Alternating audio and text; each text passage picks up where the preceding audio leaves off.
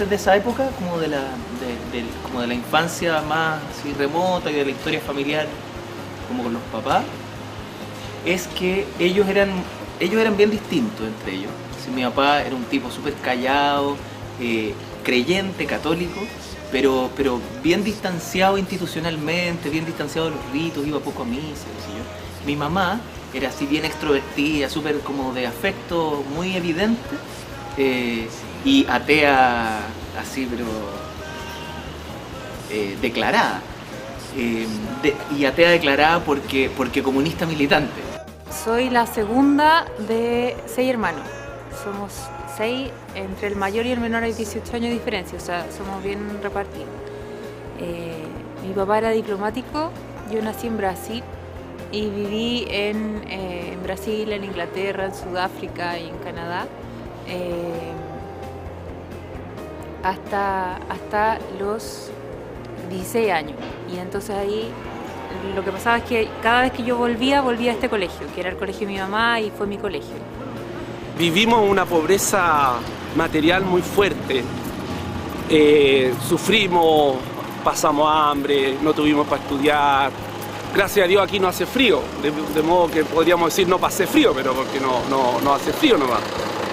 Pero tengo que decir que lo pasamos muy bien, lo pasamos muy bien. Somos una familia muy unida, nos queremos mucho, pero somos muy intensos. Entonces yo siempre he dicho que tenemos que estar poco tiempo juntos para querernos harto. Y si estamos mucho tiempo juntos ya no nos queremos tanto. Me metí en una comunidad SBX como lo hacía la grandísima mayoría de los alumnos del colegio, pero era una comunidad también bien particular, no éramos los más metidos, éramos quizás catalogados un poco de cuico y entonces no nos gustaba tanto la cuestión tan artesa en esa época, estamos hablando de la mitad de los 80. ¿no? Estaba un poco desanimado y la verdad es que no veía con mucha claridad el para qué seguir estudiando. Y por otro lado también estaba el tema de que la falta de horizonte hace que uno pierda la motivación para seguir estudiando. Entonces, sumando ambas cosas, yo dejé de estudiar en tercero medio, a inicio de tercero medio, y ese proceso en que yo no estudié fueron de aproximadamente 4 o 5 años. A mí me tocó un periodo de enseñanza básica bien hiperkinético, entonces sobre todo quinto y sexto estuve ahí en la quemada que me echaran del colegio. Y en la media me metí mucho en trabajo de verano, inicialmente trabajo de invierno, y después unas comunidades que se llamaban Los Pioneros. Soy cojo y eso me pasó la cuenta, hay frustraciones que tengo, que guardo, hay lucha, hay lágrimas, pero yo diría que no me amargó, no nos amargó, esa es la palabra. Yo diría que tengo recuerdos de una infancia aventurera, cargando con heridas, con dolores, pero aventurera. O sea, yo miro para atrás y me río. Yo siempre tuve una relación cercana con Dios, en el sentido que yo me sentía cerca, rezaba. La formalidad ritual nunca fue de mi gusto. A mí a misa me llevaban obligado de niño y de adolescente era de las pocas veces que le mentía literalmente a mi madre, que le decía que voy a misa y me arrancaba a la casa de mis amigos, porque me cargaba la misa. Y eso siempre lo tengo en cuenta cuando presido una Eucaristía. En la población siempre hubo mucha droga, delincuencia, todo era oscuro, o sea, como que tú decías, y si tú te querías proyectar, no tenías más proyección que la delincuencia y la droga, o sea, porque venir de una población tampoco tenés mucha oportunidad, entonces no había la pregunta más que en el sentido de, aquí está la distracción, aquí hay algo distinto, aquí te enseñan otras cosas. Había una necesidad también y una motivación familiar a ser más, a ser alguien en la vida. El ir a misiones, el haber estado en escautismo muy fuerte. Primero hay un cuento con la naturaleza que a mí me fascinó, el hacer guardia en la noche, muerto de susto, cagado de susto en la noche con linterna, todo el cuento, pero mirar las estrellas, mirar la inmensidad de los bosques y empezar a reconciliarme, como salir del tema de los miedos y empezar a ver que detrás de toda la naturaleza había una huella dactilar. Ahí hubo una irrupción de Dios muy fuerte.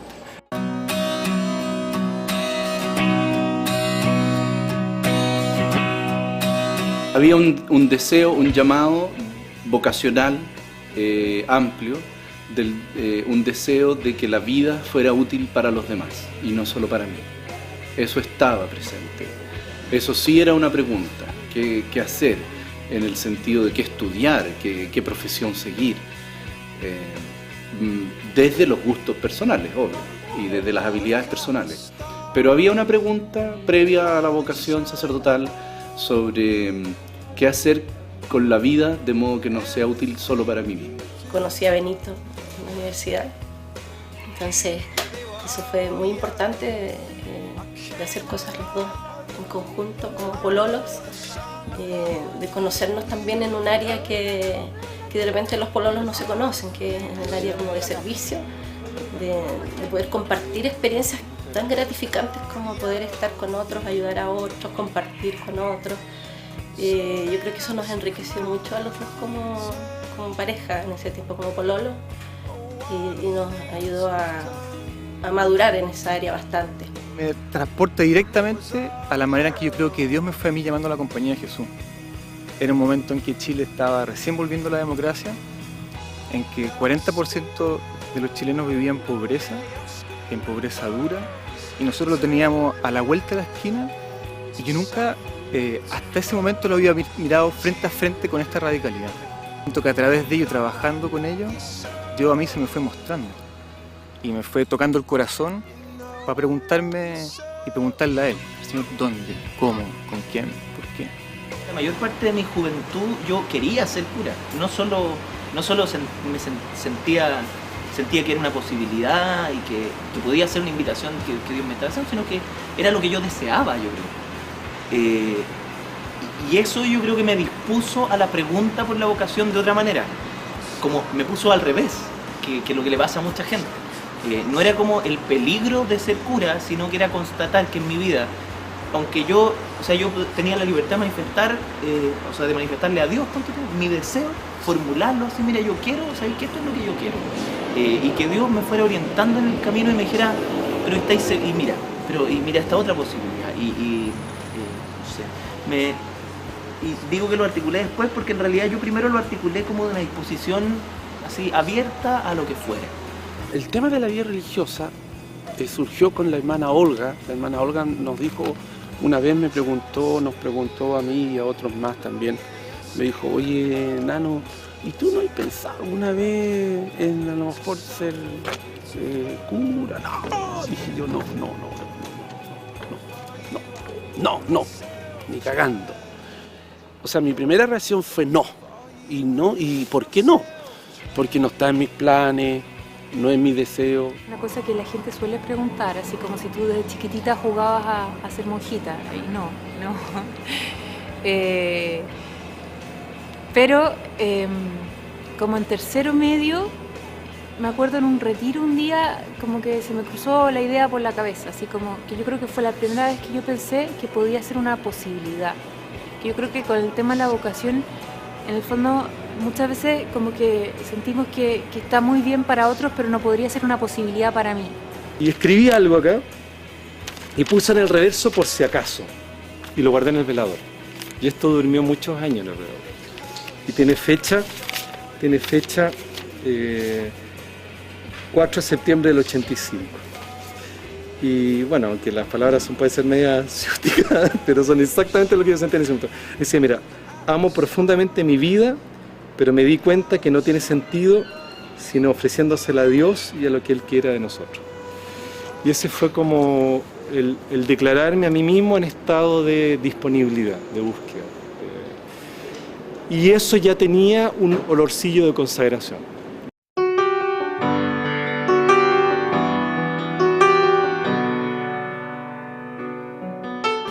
Estamos constatando un hecho, esta cuestión, listo, para toda la vida. Y yo creo que también el pololeo lo vivimos así. O sea, nos pusimos las reglas claras a los 2 días de estar pololeando. Y desde ahí ya como que yo siento que empezó a armarse un camino de preparación para el matrimonio. Sin haberle puesto el nombre, ni la fecha, ni nada. Ahí ya, al menos para mí ya se había confirmado como mi vocación así absolutamente laica, porque era con Óscar.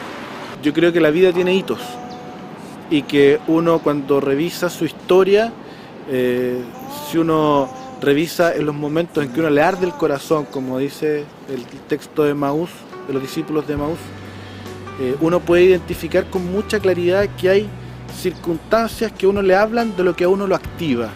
Y esas circunstancias, en mi caso, se fueron formulando en relación con el contacto con los más pobres y la experiencia espiritual de mi familia. Entonces, en el momento en que yo me pregunto auténticamente qué quiero hacer con mi vida, tengo que preguntarme por los momentos en que me ardió el corazón. Y esos momentos siempre fueron en campamentos, tomas de terreno, trabajando con los scouts, viviendo con mi familia tal vez los tiempos más litúrgicos, lo típico, ¿no? Navidad. Y yo creo que ahí yo pude decir que sí, la continuidad natural de esta experiencia donde yo puedo ser más pleno es en la vida consagrada en la compañía. Yo le tenía también mucho miedo a toda forma de uniformización.